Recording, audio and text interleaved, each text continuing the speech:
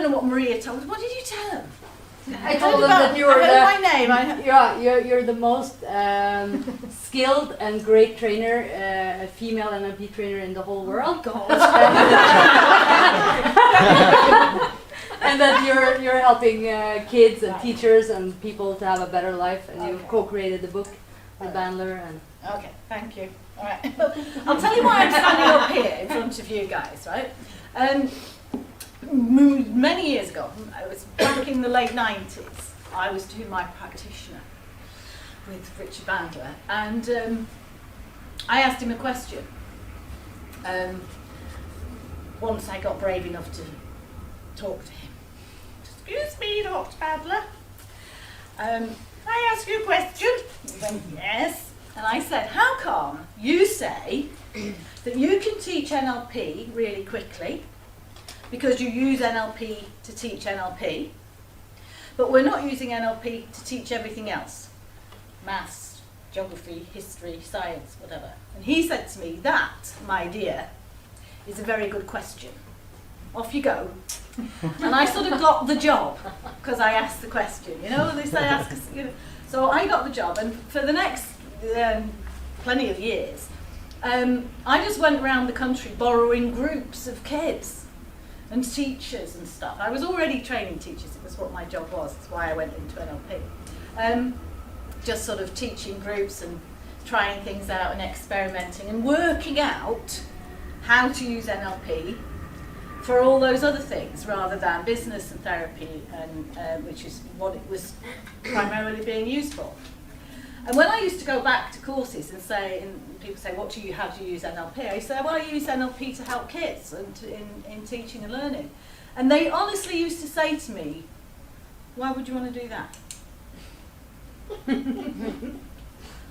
That's honestly, and I said, well, actually, they're the next generation, and like they're responsible for your pensions.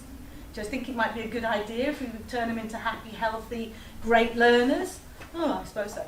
Now, I think the only thing that I could take a little bit of credit for is that now it's very much accepted that it's a good place to use NLP. So that bit I will take, because I've been banging on doors for many years, and now I think it's fairly acceptable. And Richard's really helped me to promote that area of work. The book came about because I was sitting in the back of his car in Ireland, scared to death, because he just bought this very, very fast car. And has anybody been to Southern Ireland?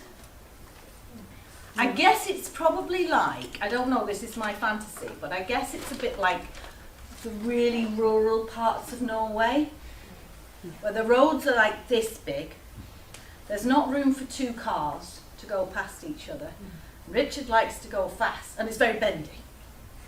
So I'm in this car, we're like accelerating like this, and then braking like this. So to take my mind off it, I'm chattering in the back of the car. And I sort of said, I've just started writing this book, Richard. I thought I'd write this book, because I've been teaching teachers for a long time.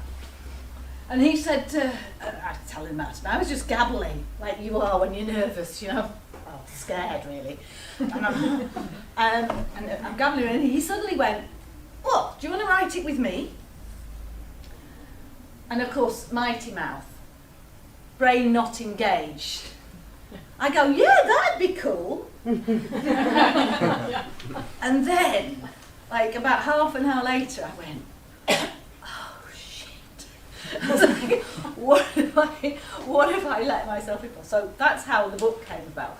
And the other thing you need to know about me is I have an extremely long title.